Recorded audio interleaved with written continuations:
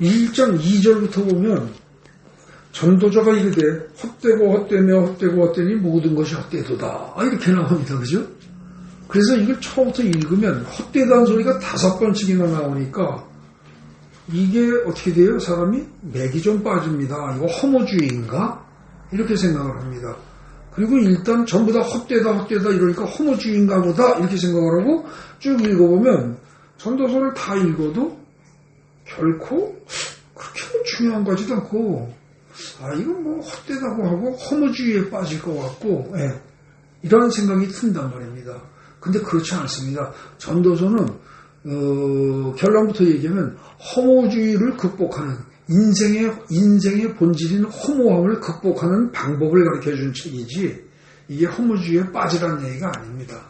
우선 여러분들이 그걸 알아놓고 보셔야 됩니다.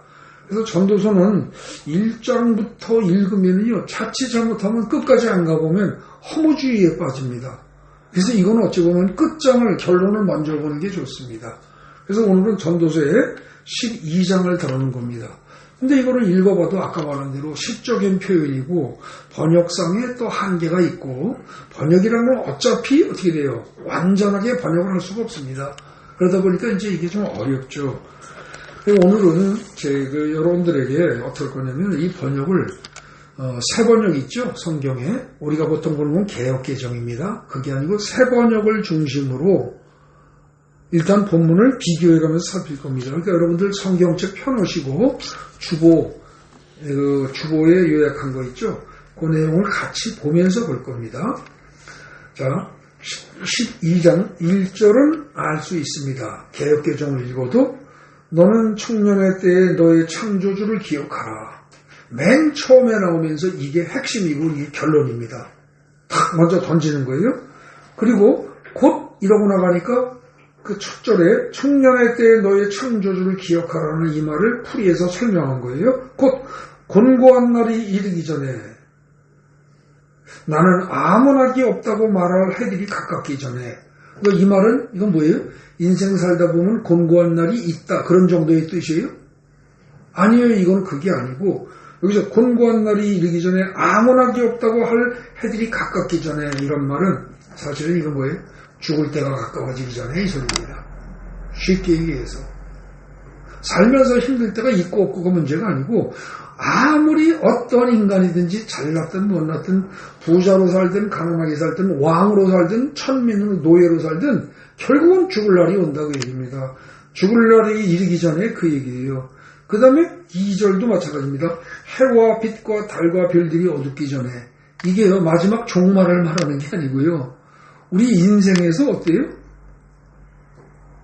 해와 빛이라고 말할 만한 것들, 달과 별이라고 말할 것들, 밝은 색, 밝고 좋던 시절, 빛나고 아름답던 시절, 그거 다 사라지고 결국 어떻게 된다? 캄캄한 죽음으로 어둠으로 갈 때가 온다는 거예요. 네. 그 2절을 갖다가 여러분들 거기 그 주보에 요약한 거 거기 보세요. 이게 세번역 성경입니다. 해와 빛과 달과 별들이 어두워지기 전에 먹구름이 곧 비를 몰고 오기 전에 그렇게 하여라. 그렇게 하여라가 뭐예요? 젊을 때에 너의 창조주를 기억하여라 이겁니다. 그래서 이 1절 2절을 제대로 보면 아주 간단히 얘기해서 그래요. 젊을 때에 너의 창조주를 기억해라. 너희가 죽을 날이 곧 올 것이다. 그 얘기입니다. 한마디로 얘기하면. 근데 그걸 시적으로 비유적으로 돌려서 이렇게 얘기를 한 거예요. 그 다음에 이제 3절을 보겠습니다. 그런 날에는 집을 지키는 자들이 떨 것이며 힘 있는 자들이 굽어질 것이며 맷돌질하는 자들이 적음으로 그칠 것이며 창들을 내다보는 자가 어두워질 것이며 길거리 문들이 닫혀질 것이며 맷돌 소리가 적어질 것이며 이하 쭉 나오는데 이거 읽어도 무슨 말인지 모르겠죠. 그죠? 이게 다 시적인 표현입니다. 비유입니다. 거기요, 그걸 이해하기 쉽게 풀이하는 게 여러분들 번역한 성경의 12장 3절입니다. 그때가 되면 너를 보호하는 팔이 떨리고, 자, 집을 지키는 자들이 떨 거다라는 말이, 집을 지키는 자들이 떨 거다라는 말이 뭐라고요? 사실은 너를 보호하는 팔이 떨릴 거라는 거예요. 여러분, 칼을 들고 창을 들고 방패를 들고 싸울 때 뭘로 합니까? 머리로 해요? 아니죠. 손으로 하죠. 손으로 하죠. 근데 이게 어떻게 된다? 그게 너를 보호하는 거예요. 너를 보호하는 것들이 그게 집을 지키는 거예요. 내 육신이라는 이 집을 지키는 자들이, 이걸 보호하는 자들이 어떻다? 즉 팔이 어떻다? 떨 것이래요. 팔이 떨린대요. 여러분 나이 먹으면 결국 힘 빠지고 그러면 어떻게 됩니까? 힘없이 이게 떨리죠. 그죠? 조금만 힘을 쓰면 이게 부들부들 떨립니다. 그 소리예요 지금. 그 다음에 집을 지키는 자들이 떨 것이며, 이 말은 너희 팔이 힘이 약해져서 나중에 부들부들 떨 것이고, 그 다음에 힘 있는 자들이 구부러질 것이며, 여러분 힘은요 어디서 나와요? 다리에서 하체에서 나옵니다. 근데 이게 구부러진대요. 그러니까 어떻게 돼요? 다리가 오다리가 되고 이것도 후들후들 떨리고 그 소리입니다. 정정하던 두 다리가 약해지고 그 얘기예요. 그 다음에 맷돌질하는 자들이 적음으로, 이거 무슨 소리예요? 맷돌질하는 자들이 적어진대요. 이게 이빨이 빠지고 이게 24개가 있어야 되잖아요. 그죠? 근데 이게 다 빠져서 몇 개 안 남는다는 거예요. 맷돌이 적어지는 거예요. 맷돌이. 이게 이가 빠지고 보세요. 이가 빠져서 씹지도 못하고 그 얘기입니다. 이게. 그리고 그 다음에 맷돌질하는 자들이 적고 그칠 것이래요. 결국은 다 빠지면 없는 거죠. 그죠? 맷돌질할 게 없는 거예요. 이빨이 아래 위가 맞아야 되는데 다 빠져버리면 없어요. 그리고 창들로 내다보는 자가 어두워질 것이며, 이건 뭐예요? 눈이 침침해져서 보는 것마저 안 보일 것이며, 그 소리라는 겁니다. 이게 고도의 비유입니다. 굉장한 비유고 시적인 표현이에요. 그러니까 결국 2절, 3절은 다 얘기하는, 특히 3절은 뭐예요? 3절은 네 몸이 다 늙어서 쇠하게 되면 그 소리예요. 근데 이렇게 안 될 사람이 있습니까? 다 된단 말입니다. 언젠간 다 돼요. 그리고 그것이 길어야 100년. 그죠? 요즘 무병장수한다고 해도 100년입니다. 100년 넘어가면 대책이 없습니다. 네, 그 다음에 12장 4절 보십시오. 길거리에 문들이 닫힐 것이며, 문들이 닫힐 것이며, 맷돌 소리가 적어질 것이며, 길거리에 문들이 닫힌다. 결국 뭐예요? 바깥에서 들어오는 뭔가가 눈, 코, 입, 귀 이런 것들이 다 이제 감각이고 뭐고 다 둔해지는 거예요. 그리고 맷돌 소리가 적어질 것이며, 이게 씹고 보하고가 잘 안 된다는 소리예요. 새 소리로 말미암아 일어날 것이며, 새 소리로 말미암아 잠을 깊이 자요, 못 자요? 못 잔다는 거예요. 그죠? 음악하는 여자들은 다 쇠해질 것이며, 여러분 음악 소리 이거 듣는다고 인생이 즐거워집니까? 늙으면? 여러분 콩쾅콩쾅하고 두 박자로 그냥 가게 콩쾅콩쾅 가게 나가는 거, 젊은이들이 운전하고 갈 때 보면 차가 흔들릴 정도로 크게 틀고 다니지만 나중에 그런 음악 들으면 어떻게 돼요? 정신없어요. 그죠? 혼란스럽습니다. 다 별 볼 일 없어진다는 거예요 지금. 또 5절 보세요. 그런 자들은 높은 곳을 두려워할 것이며 길에서 놀랄 것이며, 이건 무슨 소리예요? 높은데 못 올라가요. 높은데 겁이 나서. 그죠? 떨어지면 어떻게 돼요? 대퇴복을 쫄새기고 그 다음에 이 골반에 이게 금이 가기 시작하면 그거는 거의 죽음으로 이어져요. 그래서 그런 자들이 높은 곳을 두려워할 것이며 길에서 놀랄 것이며, 자, 길에서 놀란다. 그 주보에 요약하면 같이 보세요. 높은 곳에서는 무서워서 올라가지도 못하고 넘어질세라 걷는 것마저도 무서워질 것이다. 그 얘기입니다. 이 늙었을 때 우리한테 나타나는 반응입니다. 나이 드신 분들 웬만하면 실감하실 겁니다. 건강관리 잘하신 분은 그래도 버티지만 아무리 잘해도 결국 어떻게 돼요? 90 넘어 100 넘으면 반드시 올 일입니다. 그죠? 지금 여기 나이 드신 분들은 현재 겪고 있고 곧 겪을 일이요. 젊은 사람도 어떻게 돼요? 길어야 앞으로 50년 지나면 다 이미 겪을 일입니다. 50년 지나서도 겪으면 감사할 일이에요. 살아있다는 뜻이니까. 그죠? 근데 50년 지나면 흙 속으로 다시 흙으로 돌아가 있을 수도 있습니다. 심각한 얘기입니다, 이게. 네. 자, 그 다음에 5절 보십시오. 살구나무가 꽃이 필 것이며, 이게 또 고대의 비유입니다. 살구나무가 꽃이 핀다. 우리는 살구나무를 많이 보지 못해서 무슨 말인지 모릅니다. 살구나무가 꽃이 핀다는 게 뭐예요? 살구꽃이 하얗습니다. 그래서 이스라엘 중근동 지방에서 여기서 살구나무가 꽃이 피게 되면 어떻게 돼요? 멀리서 보면 하얗습니다. 아주. 그 살구밭 그 있는 거 하얗습니다. 이게 뭐예요? 머리가 하얗게 될 것이며 그 소리입니다. 네? 머리가 아주 하얗게 될 것이며 메뚜기도 짐이 될 것이며 여러분 메뚜기가 무겁습니까? 아니죠. 메뚜기야말로 그냥 탁 튀기면 그냥 날아갈 거 아닙니까? 그냥. 그죠? 메뚜기가 뭐 무거워요? 얼마나 무거워요? 근데 그거조차도 힘이 된다는 거예요. 그럴 만큼 기력이 떨어질 것이며 정욕이 그치리니 여러분 이게 정욕이 이게 계속 갈 것 같습니까? 아닙니다. 오래 안 갑니다. 결국은 이거 다 끝납니다. 옆에서 아무리 멋진 남자가 아무리 예쁜 여자가 별짓을 다 해도요 아무 감각이 없을 때가 곧 옵니다. 그 얘기예요. 이는 사람이 자기 영원한 집으로 돌아가고 결국은 죽음의 길로 가고 조문객들이 거리로 왕래하게 되느니라. 여러분 언젠간 우리는 다 각자 죽습니다. 그리고 그 죽은 자리에 조문객들이 왔다 갔다 할 거다 이겁니다. 여러분 지금 5절까지 보면 어때요? 우리 인생이 어떻다? 남는 거 있다 없다? 없다는 겁니다. 결국은. 그래서 시작할 때부터 헛되고 헛되며 헛되고 헛되니 모든 것이 헛되도다 그랬던 겁니다. 이게 1장에서부터 그 얘기한 거예요. 그 다음에 6절도 고도의 비유입니다. 은줄이 풀리고 금그릇이 깨지고 항아리가 생겨서 깨지고 바퀴가 우물에서 깨지고 이게 뭔 소리예요 도대체? 이게 은줄이 풀린다? 이거요 굉장히 깊은 뜻입니다. 여러분 사람 몸에 혈관을 비롯해서 신경이 이게 다 풀어져 나가요. 그럼 어떻게 돼요? 나중에 신경이 풀려 나간다는 얘기입니다. 그럼 감각이고 뭐고 있어요 없어요? 운동이 제대로 돼요? 운동신경이 이게 맥을 놓으면 이게 안 되고요. 감각신경이 이게 풀어지게 되면 어떻게 돼요? 감각도 없어요. 그러니까 실제로 늙으면 많이 늙으면 어때요? 옛날에 구들장 불 뜨겁게 했는데 거기 누워있으면서 뜨거운 줄 알아요? 몰라요? 몰라요. 그래 옛날에 누워있는 애들 뜨거운 바닥에 그냥 누워있다 보면 엉덩이가 다 익어버려도 몰라요. 여러분 그게 남의 일이 아니고요. 저도 여러분도 우리는 언젠가 곧 겪을 거라는 거예요. 정신 차리라는 겁니다. 이게 지금. 근데 그걸 직접 얘기 안 하고 아주 부드럽게 시적인 표현으로 돌려치기 하는 겁니다.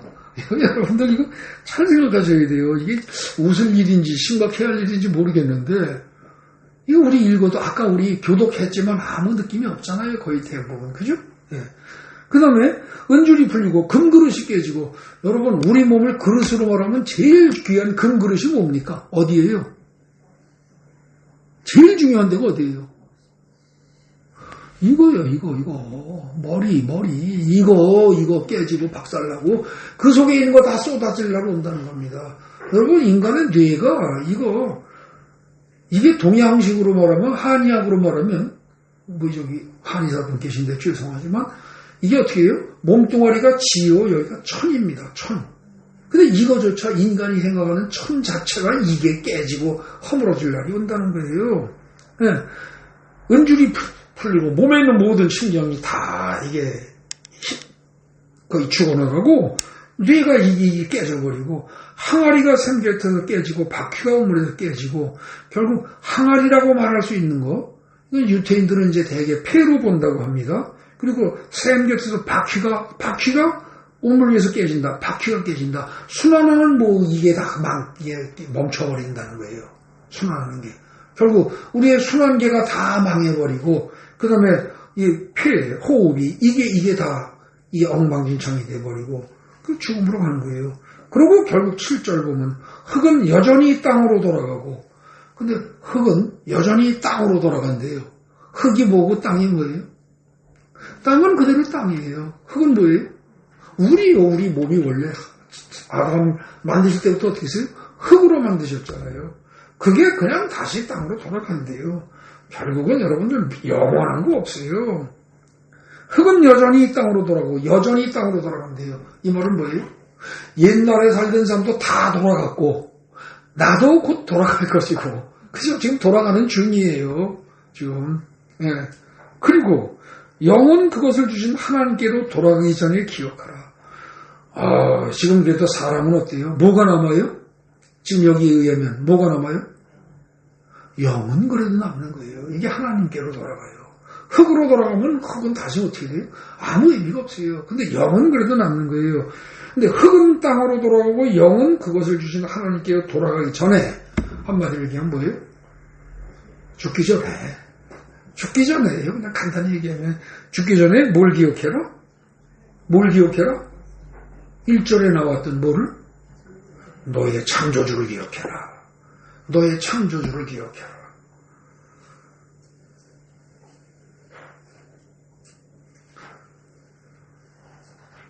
8절 전도자가 이르되 헛되고 헛되다다. 모든 것이 헛되다다. 또 헛되다는 얘기가 나와요. 1장부터 나왔던 얘기입니다. 1장 초장부터 나왔던 얘기예요. 여러분 인생 살면서 어떻습니까? 여러분도 저도 모든 인생이 태어나서부터 어떻게 해요? 뭔가 의미를 찾아보려고 뭔가 잘 살려고 최선을 다해서 발버둥을 치면서 여러분들도 이제까지 살아왔을 겁니다. 누구나 다 그렇습니다. 그죠? 각자 자기가 최선을 다해서 이것저것 하면서 살려고 해왔단 말입니다. 근데 그렇게 해서 살려고 하면서 여러분들 우리가 누구나 다 생각하는 잘 사는 것을 목표로 했단 말입니다. 근데 그 잘 산다는 말을 대개 우리는 어떻게 돼요? 육적으로 해석을 했습니다. 그죠? 그러니까 육적으로 잘 사는 것은 육적으로 풍요롭게 산다는 말과 잘 산다는 말을 동일시했단 말이죠. 그래서 죽어라고 돈벌이하고 죽어라고 하면 애를 쓰면서 물질적으로 풍요로운 속에서 안전한 속에서 사는 것을 행복이라고 느끼고 살아왔단 말입니다. 그런데 그렇게 했는데 그렇게 한 모든 것이 어떻다? 8절에 헛되고 헛되도다. 모든 것이 헛되도다. 육적인 모든 게 헛되다는 겁니다. 근데 이걸 갖다가 젊었을 때 얘기하면 알아요 몰라요? 못 알아듣습니다. 에이 그 뭔 소리 하고 있어요. 그건 뭐 목사님 같이 늙은 사람이나 그러지. 젊은 사람들은 그럴 수 있습니다. 근데 그 세월이 그걸 이해할 수 있는 그런 시절이 곧 온다는 겁니다. 그리고 저만 해도 젊은이입니다. 저만 해도. 근데 이게 진짜 80이 넘고 90이 넘고 진짜로 여기 나온 대로 근줄이 풀리고 근그릇이 깨질 그 순간까지 가게 되면 어떻게 돼요? 진짜로 아무것도 의미가 없는 거죠. 다 무의미한 겁니다. 무의미한 걸 위해서 최선을 다하고 죽기 살기 지인을 빼면서 평생을 살았다는 생각이 들 거라는 겁니다. 그때 그 마지막에 느끼는 허무함, 그거를 극복하기 위한 방법을 얘기해주는 책이 지금 이 전도서란 말입니다. 그리고 이제 9절부터 어떻게 돼요? 방법을 제시합니다. 8절까지가 결국 뭐예요? 인생은 어떻다? 인생은 다 헛된 것이다. 그 얘기입니다. 다 헛된 것이다. 그러니까 지금 이 이야기를 젊은이들이 들으면 힘이 나요? 안 나요? 안 날 겁니다. 재미가 있어요? 없어요? 재미없을 겁니다. 지금 여기 초등학생도 있는데 초등학생이 들으면 뭔 소리야? 이럴 겁니다. 그죠? 이해가 안 될 수 있어요. 근데 지금 이 시작이 어떻게 된다고요? 12장 1절에 너는 언제 너의 창조주를 기억하라? 청년의 때에 네가 지금 힘이 펄펄 넘치고 세상을 그야말로 대통령을 시켜도 내가 할 것 같고 장관을 시켜도 할 것 같고 내가 뭘 해도 할 것 같고 나한테 맡기기만 해봐 내가 세상을 다 움직일 수 있어 이런 자신감 있고 자기 자신에 대한 능력을 확신하고 있을 그때 청년의 때 쉬운 말로 겁나는 게 없고 무서운 게 없을 그 시절 그야말로 먹은 거 돌멩이를 먹어도 다 씹어먹고 배에 힘 한번 주면 소화가 될 것 같고 에? 저도 그랬습니다. 옛날에 소시 쪽에 그야말로 그 중고등학교 시절에 밥을 많이 먹었다 배에다 힘 꽉 주고요 주먹으로 다 이거 막 두드립니다. 그리고 조금 있으면 소화됩니다. 진짜로. 서절 먹을 필요가 없었어요. 그런 그 너는 청년의 때에 뭘 기억해라? 너의 창조주를 기억하라. 네가 어디서 왔는지를 기억해라. 네가 어디서 왔으며 너는 무엇이며 너는 무엇이고 너를 만든 분은 누구신가를 기억해라. 이게 지금 12장 1절부터 처음부터 탁 던져진 거란 말입니다. 그리고 그 다음에 너의 창조주를 기억하라고 하면서 너는 어떤 존재인가를 쭉 얘기하는 거죠. 곧 1절에 곤고한 낙이 이를 것이요 아무 낙이 없다고 할 그럴 해가 이를 것이고 해와 빛과 달과 별이 다 어두워지는 그런 때가 올 것이고 곧 그거 벗어날 인간 하나도 없다. 그러면서 쭉 7절 8절까지 나가는 거란 말입니다. 너라는 존재는 결국 어떻다? 다 흐물어지고 흩어지고 그리고 흙으로 돌아갈 존재다. 굉장히 이거 심각한 겁니다. 그렇다고 인생을 우울하게 살라는 뜻이 아닙니다. 이제 방법이 9절부터 나옵니다. 9절부터 살살 방법이. 거기 보겠습니다. 성경을 보십시오. 전도자는 지혜자여서 여전히 백성에게 지식을 가르쳤고 또 깊이 생각하고 연구하여 잠언을 많이 지었으며 그랬습니다. 자, 9절이요. 그 정도는 이해가 될 수 있죠. 거기 이제 그 번역한 거 세 번역 보십시오.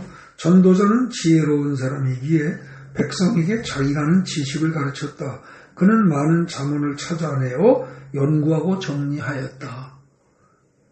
여기서 말하는 전도자는 지금 누구예요? 지금 이 전도서를 쓴 전도서는 솔로몬이 쓴 겁니다. 솔로몬을 자기 스스로 지금 전도자라고 얘기하는 거예요. 근데 여러분 솔로몬은 어때요? 성경에서 보면 인류 역사상 최고로 지혜로운 사람입니다. 그죠? 최고로. 근데 이 솔로몬이 어떻게 했다? 지금 거기 보면은 10절에 솔로몬 전도자인 솔로몬이 힘써서 아름다운 말 아니야 9절 전도자는 지혜자여서 백성에게 지혜를 가지고 깊이 생각하고 연구해서 잠언을 많이 지었대요. 굉장한 지혜를 하나님으로부터 지혜를 받은 사람인데 그렇게 하고 그 다음에 전도자는 힘써서 아름다운 말들을 구하고 진리의 말씀들을 정직하게 기록했대요. 그러니까 실제로 그렇게 해서 한 것이 지금 바로 뭐다? 이 전도서다 이겁니다. 이게. 그래서 여기 다 정리해놨다 이겁니다. 그러면 이 말은 더 이상 우리는 더 정리할 필요 있다 없다? 별로 없다는 뜻이에요. 이 세상에 이제까지 제일 잘나고 제일 똑똑한 사람이 정리 다 했으니까 열심히 최선을 다해서 했대요 거기. 깊이 생각하고 연구해서 잠언을 지었대요. 그러니까 너희들은 이제 이것만 잘 알면 돼. 그 얘기예요. 그죠? 그러면서 진리의 말씀들을 정직하게 기록했대요. 그리고 또 이제 10절, 11절 크게 뭐 어렵지 않습니다. 근데 이제 11절에 보십시오. 지혜자들의 말씀들은 찌르는 채찍들 같고 회중의 스승들의 말씀들은 잘 박힌 목과 같다. 여러분, 채찍이 찌릅니까? 찌르는 건 아니에요. 그죠? 근데 이게 시기 때문에 어때요? 지혜자의 말씀은 찌르는 채찍 같다. 말씀이라는 게 뭐 칼이에요? 그런 건 아니잖아요. 부드러워요. 아무것도 아니에요. 그냥 듣고 마는 거예요. 그런데 이게 찌르는 것 같기도 하고요. 채찍처럼 때리는 것 같기도 하고요. 이게 엄청난 그야말로 사람의 마음을 파고드는 뭐 있다는 거죠. 그런 힘이. 그 다음에 회중의 스승들의 말씀들은 이게 지금 뭐겠어요? 그 앞에서 말한 잠언이에요. 이런 것들은 잘 박힌 목과 같다. 아주 확실하게 안정적이고 고정적이고 변함이 없다 그 소리예요. 그런데 고담이 중요합니다. 다 한 목자가 주신 바니라. 이게 뭐예요? 한 목자가 주셨다는 게 한 목자가 뭡니까? 하나님입니다. 하나님으로부터 온 거예요. 그러니까 세상에 지금 거기 11절에 나오는 주어 지혜자들이라든지 회중의 스승들이라든지 그들이 가르치고 나 전도자가 지금 9절에서 깊이 생각하고 연구해서 많이 지은 잠언이라든지 이런 모든 것들이 그리고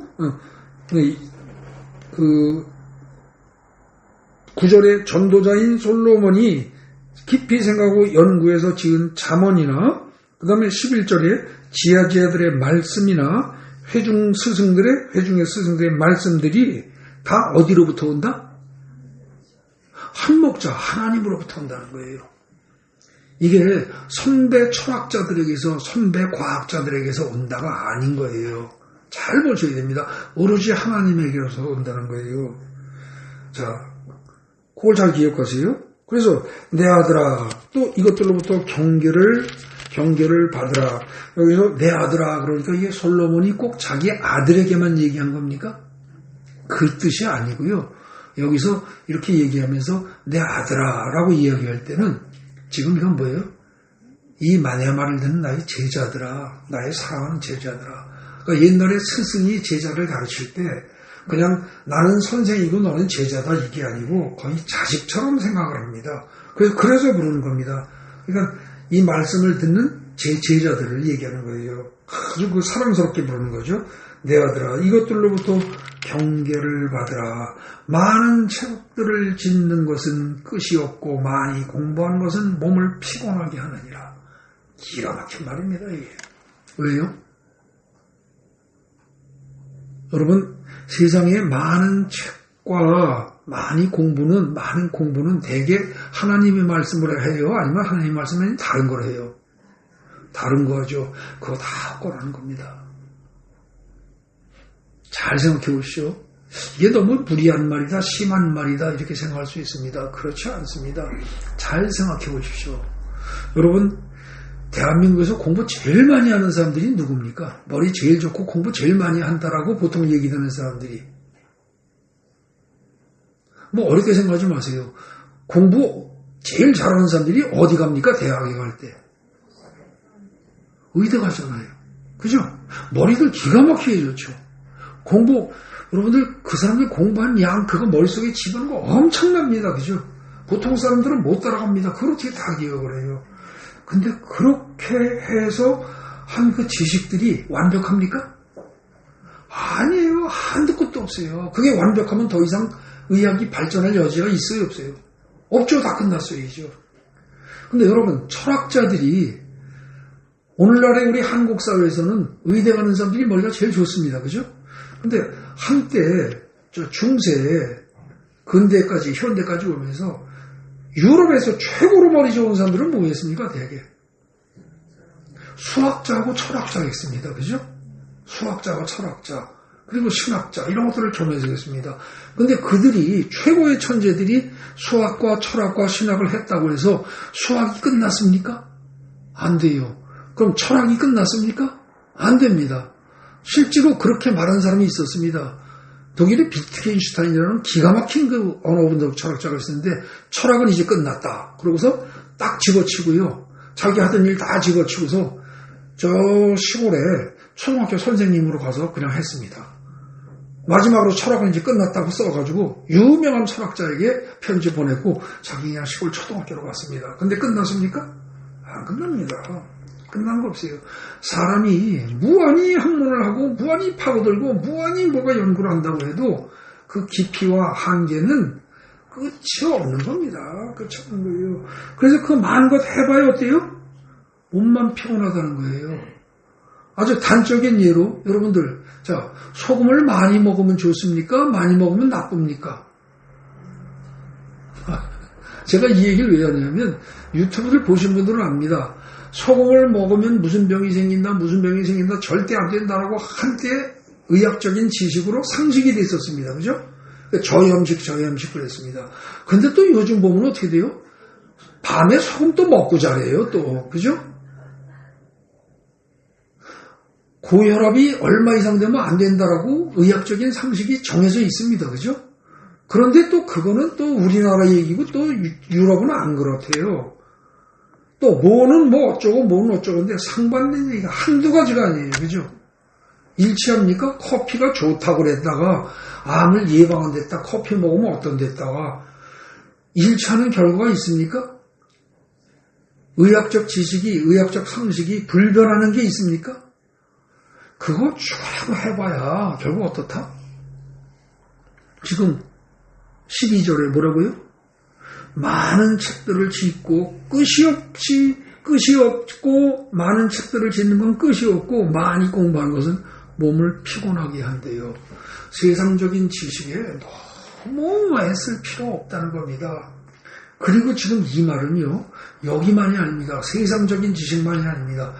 성경 지식도요. 너무 미친 듯이 깊이 파고 들어가지 말라는 겁니다. 여러분 에이, 그럴 리가 있어요? 여러분, 성경 지식을요, 미친 듯이 깊이 파고 들어간 사람들이 누구였습니까? 그게 중세 기독교의 신학자들이었습니다. 그 원조가 성 오거스틴이라는 사람이고요. 그 다음에 그 최고봉이 어떻게 돼요? 그 다음에 뭐예요? 오거스틴 다음에 누구야? 아유, 갑자기 말이 안 나온다. 토마스 아퀴나스입니다. 토마스 아퀴나스 절정입니다. 그리고 토마스 아퀴나스 전후해가지고 수많은 천재들이 나와가지고 신학을 연구했는데 결국 이게 끝까지 가니까 나중에 어떻게 되냐면요. 칼날 끝에 포크 끝에 천사가 몇 마리 앉을 수 있는가 이거 가지고 논쟁을 벌입니다. 이게 제대로 된 거예요? 아닌 거예요? 미친 소리입니다. 헛소리입니다. 무의미하게 됩니다. 여러분 그래서 성경은요. 절대로 여러분들 성경 전체를 읽어보십시오. 성경을 깊이 연구하라 이런 말이 있습니까? 없어요. 절대 없습니다. 성경을 깊이 연구하란 말이 없어요. 그리고 뭐라 그래요? 여러분들 다 알듯이 시편 1편에 뭐라 그래요? 시편 1편에 하나님의 말씀을 사랑하고 그냥 주야로 묵상을 해요. 깊이 연구까지 할 거 없이 그냥 중얼중얼 외우고요. 그 묵상한다는 말은 중얼중얼 외운다는 뜻입니다. 자기 귀에 들 정도로 중얼중얼 하라는 거예요. 이를테면 시편 1편은 23편 1절 여러분 제일 잘 아는 그거 뭐예요? 여호와는 나의 목자시니 내게 부족함이 없으리로다. 얼마나 쉬워요. 그거를 하루 종일 여호와는 나의 목자시니 내게 부족함이 없으리로다. 여호와는 나의 목자시니 내게 부족함이 없으리로다. 여호와는 나의 목자시니 내게 부족함이 없으리로다. 이렇게 자기 귀에 들리도록 중얼중얼 을풀하는 겁니다. 그게 시편 1편에서 말하는 여호와의 말씀을 주야로 묵상한다 할 때 묵상한다는 말이 그 뜻입니다. 눈 감고 앉아가지고 다 이러고 생각하고 깊이 연구하고 파고들고가 아니고 그냥 스쳐 지나가듯이 흐르듯이 그냥 중얼중얼하고 항상 그거 하려는 거예요. 그러면서 성경은 뭐라고 그래요? 내 말을 가감하지 말라고 그럽니다. 더하지도 말고 빼지도 말라고 그럽니다. 그러면 성경을 대하는 자세는 우리는 어떻게 됩니까? 신학들처럼 깊이 파고 들어가야 됩니까? 그럴 필요 없다는 거예요. 미친 듯이 파고 들어가는 건 누가 한다? 그래, 그 신학자들이 더러더러 한다. 그리고 그들이 말한 걸 갖다 참고는 할 수는 있다. 그러나 그럴 필요 없다는 거예요. 그럼 어떻게 해라? 그냥 23편 1절 여호와는 나의 목자니 내게 부족함이 없어. 그것만 자꾸 중얼중얼 외우라는 거예요. 내 귀에 들릴 정도로. 마음속으로 묵상이니까 침묵하고가 아닙니다. 그 번역이 잘못된 겁니다. 읍조리라로 번역해야 합니다. 그냥 그거 하면 그 다음 어떻게 한다? 말씀이 살아서 운동력이 있고 그래서 관절과 골수와 혼과 영을 다 찔러 쪼개기까지 하면서 너희의 생각이 모두 다 살피면서 다 알아서 바꿔나간다는 겁니다. 말씀이 성령이 그렇게 하신다는 겁니다. 너희들은 그렇게 그것만 하라는 거예요. 그래서 기독교가 어려운 거예요? 쉬운 거예요? 쉬운 겁니다. 쉬운 거예요. 그렇게 하라는 거예요. 그렇게. 그래서 심지어 성경에 대해서도 미친 듯이 많이 공부하고 깊이 파고 그 짓 하지 말라는 거예요. 그러니까 어떻게 해요? 믿음은 어디서 난다? 들음에서 난다고 그랬어요. 연구함에서 나요? 안 나요. 여러분 연구는요. 일단 저 같은 목사는 어쩔 수 없이 연구를 좀 해야 합니다. 어쩔 수 없이 바르게 알아야 되고 헛소리 안 해야 되니까 정확하게 알기 위해서 해야 됩니다. 그러나 여러분들은 그렇게 연구하려고 애쓰지 마세요.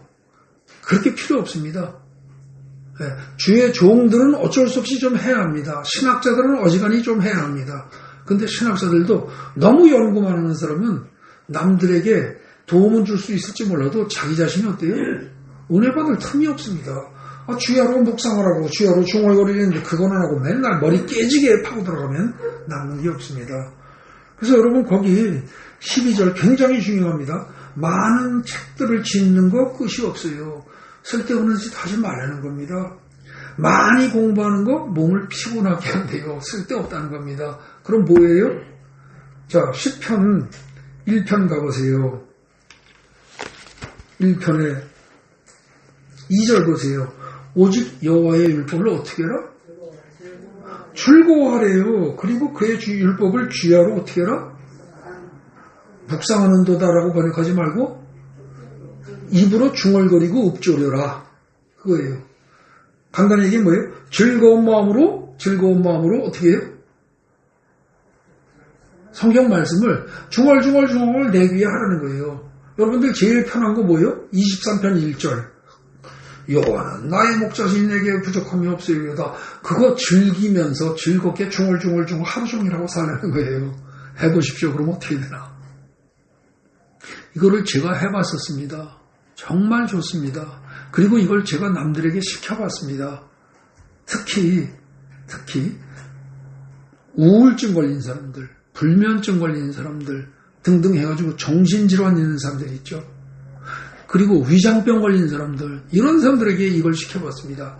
전혀 못 먹는 사람들, 전혀 물만 먹어도 싫어하는 사람들, 그런 사람들한테 23편 1절만 그냥 프린트 해가지고요, 조그맣게 해가지고 수십 개를 해서 다 잘라서 주머니에 여기 넣고 뭐 여자들 같으면 핸드백에 넣고 어디 넣고 눈에 보이는 대로, 그 다음에 누워서 밤에 천장에도 보일 수 있게 이쪽 벽에도 붙이게 해놓고 머리맡에 놓고 등등, 하여간 식탁에 앉는 자리에 놓고 화장실에 붙여놓고 그 기절만 10편 23편 1절만 그냥 수십 개를 만들어서 집에다 다 구석구석 다 붙여놓고 주머니에도 넣어놓고 자기가 많이 쓰는 물건에도 붙여놓고 이렇게 하고 하루 종일 그렇게 하면서 일주일만 살라고 그랬어요. 볼 때마다 그걸 중얼중얼 하면서. 여러분, 일주일 하니까요 거의 정상으로 먹어요. 10년 20년을 못 먹던 사람들이. 그냥 그렇게 하라는 거예요. 성경 말씀을요, 저 같은 사람은, 목사들은 어쩔 수 없이 연구해야 된다니까요. 근데 그건 종들이 할 일이고 여러분들은 그냥 성경 그대로 가세요. 그대로. 저도 그래서 가능하면 이제 설교도 아이고 나도 설교 준비한다고 진땀을 흘리면서 그야말로 진을 빼면서 그 짓 하지 말고 어떻게 보면 그냥 그대로 설교조차도 그렇게 가야 되지 않을까 하는 생각을 하는 중입니다. 여러분, 어렵게 생각하지 마시고요. 쉽게 생각하십시오. 성경 말씀대로 그대로 가세요. 다시 전도서 이제 다시 아까 2절까지 했습니다. 13절입니다. 보겠습니다. 일의 결국을 다 들었으니, 결국 어떠한 얘기냐? 나 다 얘기했다. 전도서 1장부터 해서 쭉 얘기하고 12장에 얘기 다 했다. 다 들었다. 결론은 뭐다? 하나님을 경외하라. 잘 생각하셔야 됩니다. 하나님을 경외하라는 말은 뭐예요? 공경하고 하나님을 사랑하는데 어떻게 해라? 우습게 보면 안 된다예요. 우습게 보면 안 된다. 두려운 마음으로, 두려움과 왜라는 게 두려울 했자죠. 두려운 마음으로 공경해라. 하나님을 사랑하는 건 좋아요. 근데 두려운 마음도 가지고 있어야 돼요.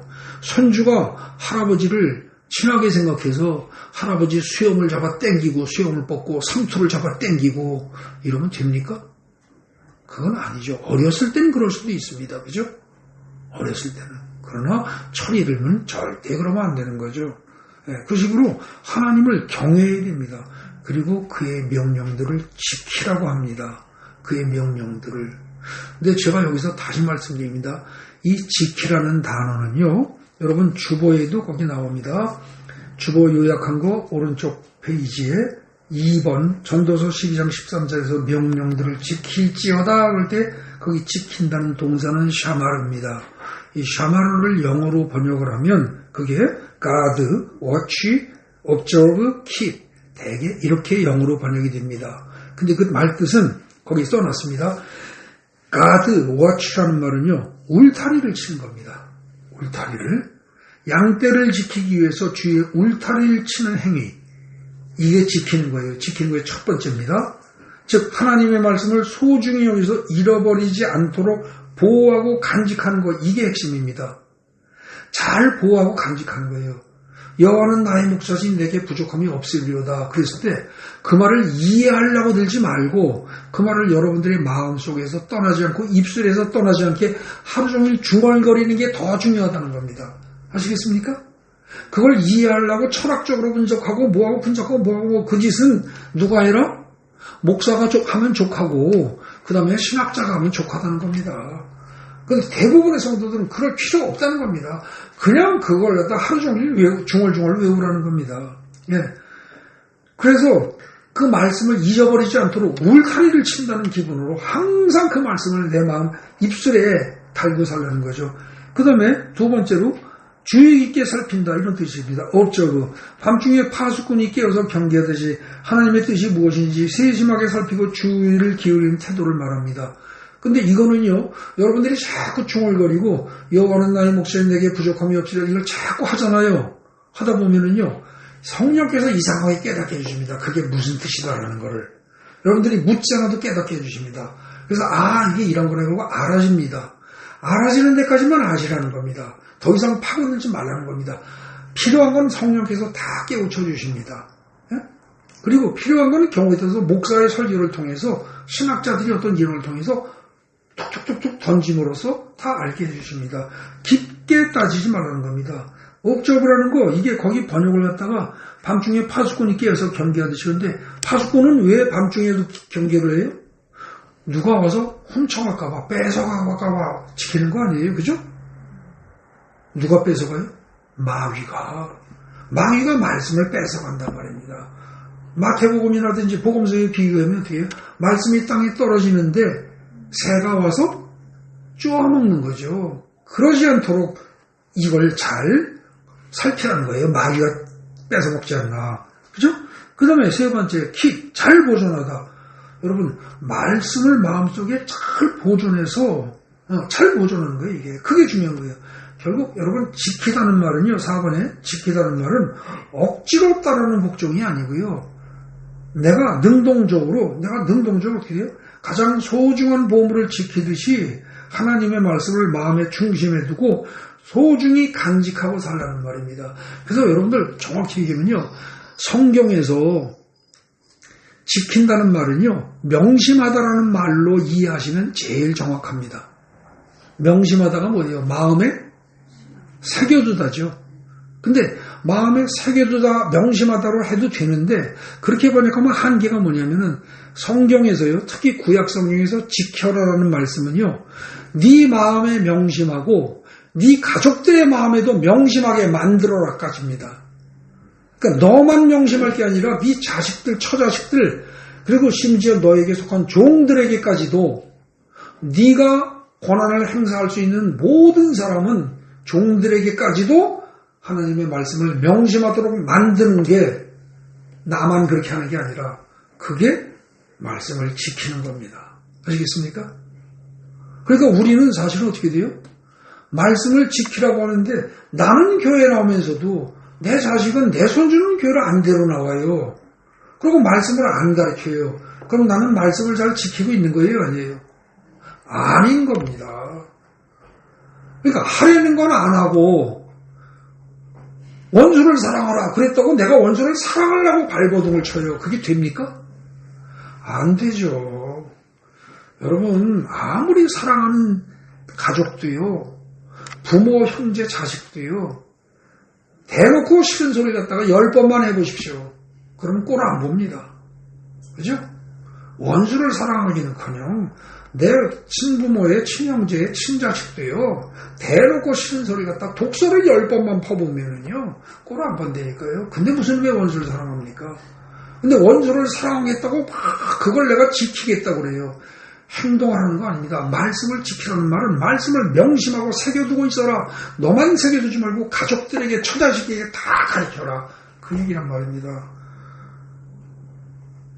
그러니까 지금 결국 어떻게 돼요? 여러분 전도서에서 자 이제 다시 봅시다. 맨 끝절입니다. 13절 끝에 두 번째 절.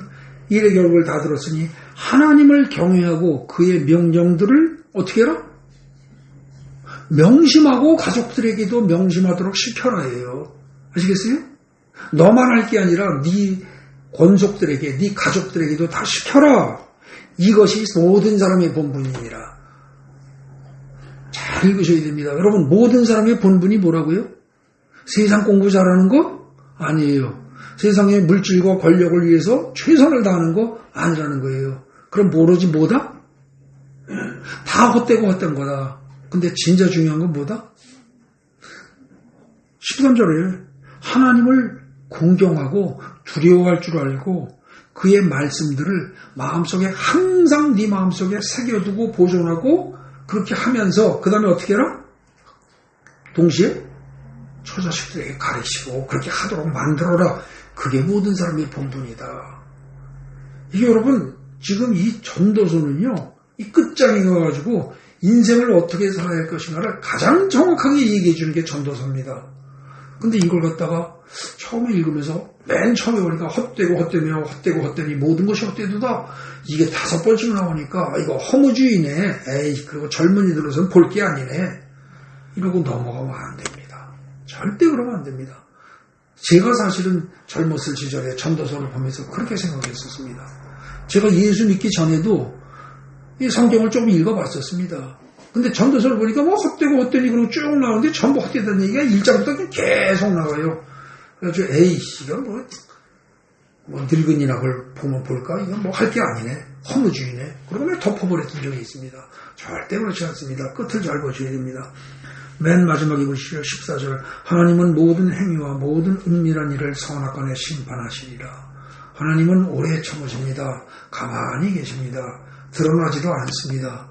여러분 제가 처음에 기도할 때처럼 겨울에서 봄이 됐는데 하나님의 손이 보였습니까? 음성이 들렸습니까? 봄이 되라는 음성이 들렸어요?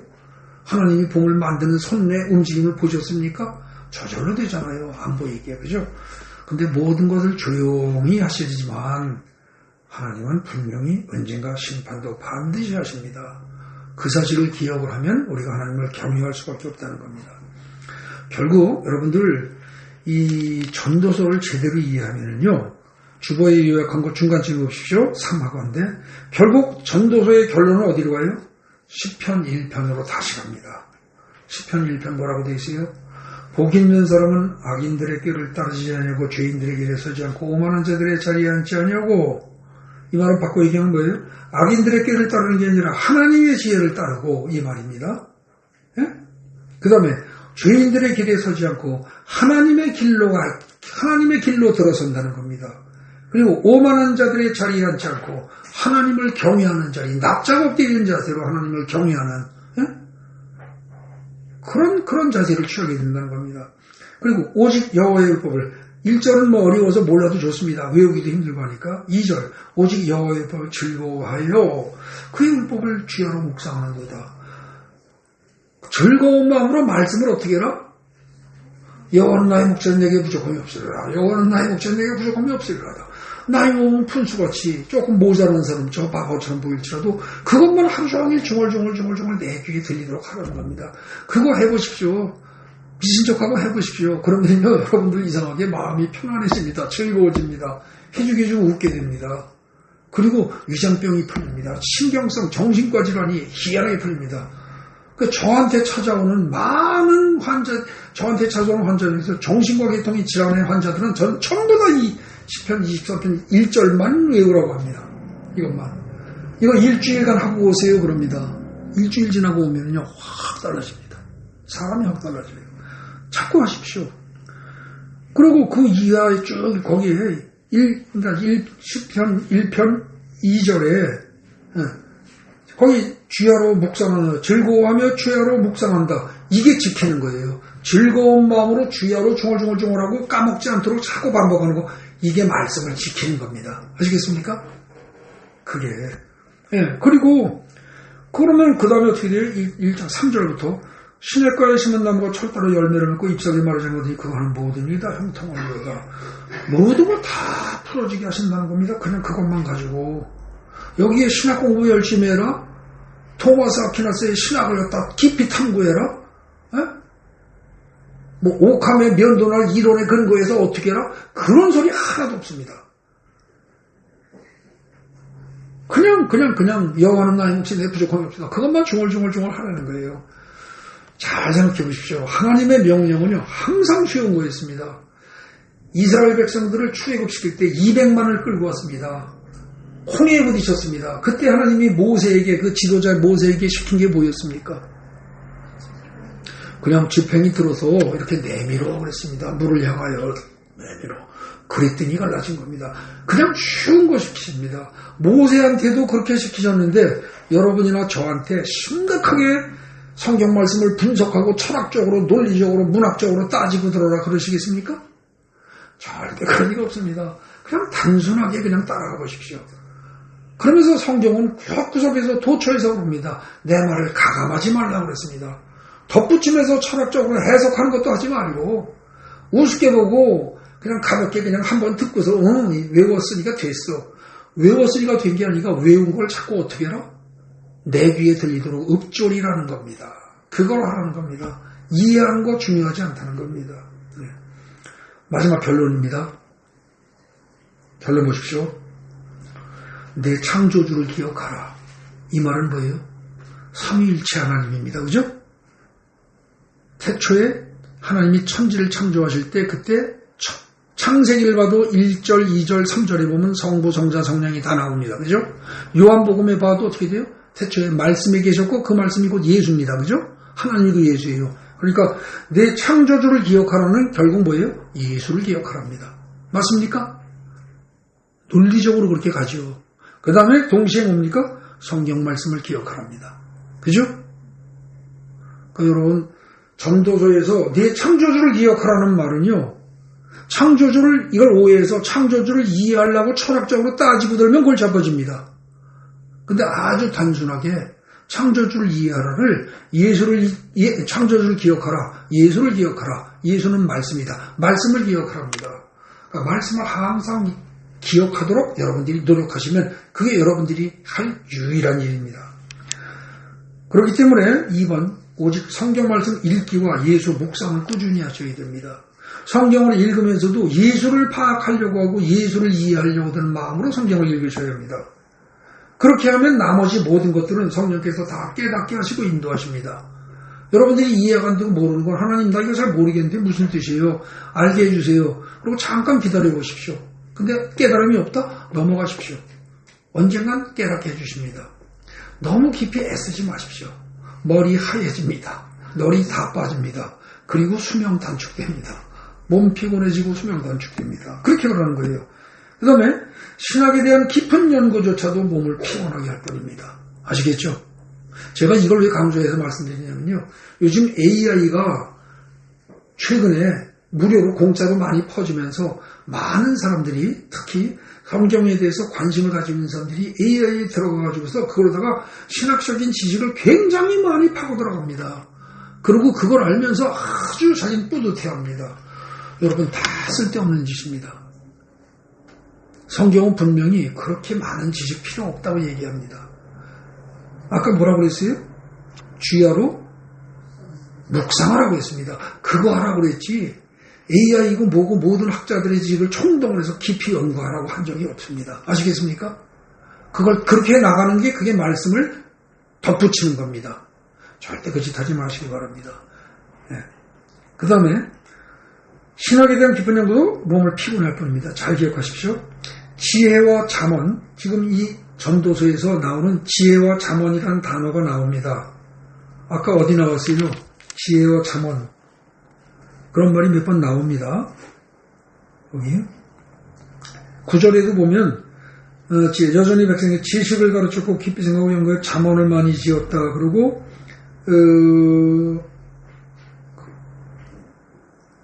거기 쭉 읽어보면 지혜와 잠언 이런 말인데 지혜다 잠언이다라는 이 말을 결국 뭐예요? 예수라고 생각하시면 됩니다. 성경에서는요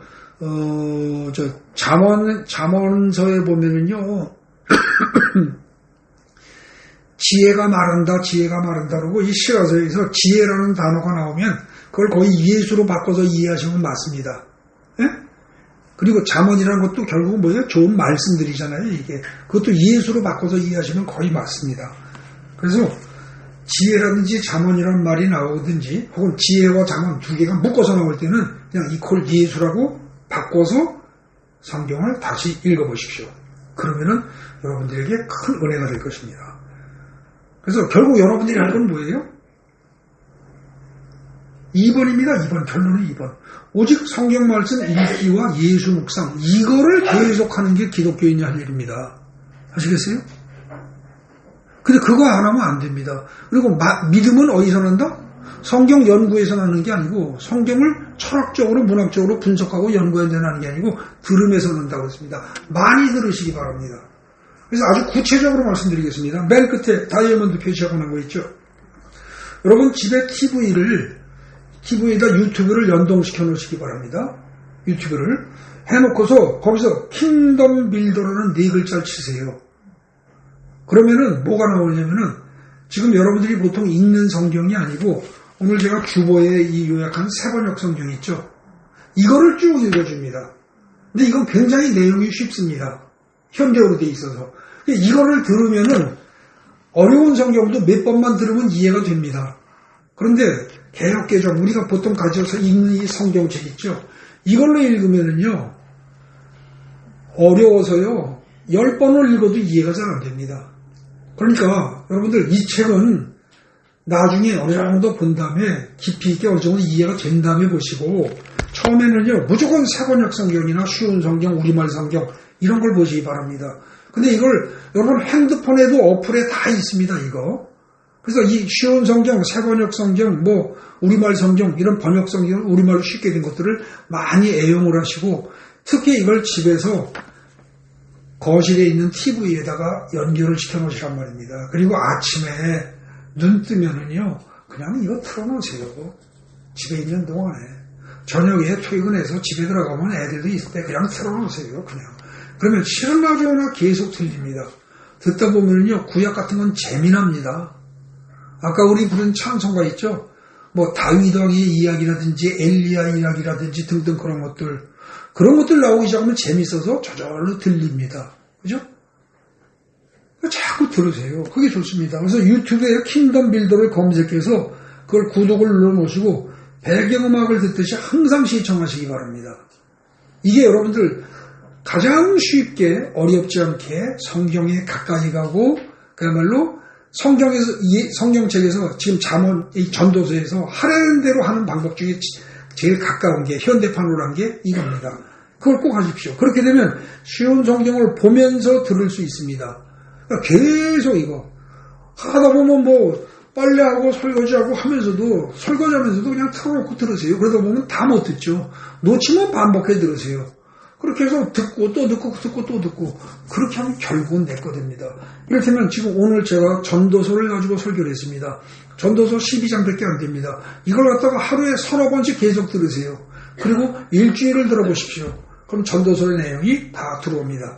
그때쯤 해서 마지막에 여러분들이 가지고 있는 개역개정 성경 이걸로 꼼꼼히 읽어보세요. 그리고 나서 어떻게 돼요? 여러분들이 생각에 마음에 닿는 좋은 기절 그거 딱딱 표시했다가 그거를 자꾸 하루 종일 중얼중얼 외우란 말입니다. 그렇게 하면 전도서가 여러분들의 것이 될 것입니다. 그리고 지식으로 끝나는 게 아니라 여러분들의 삶을 바꿉니다.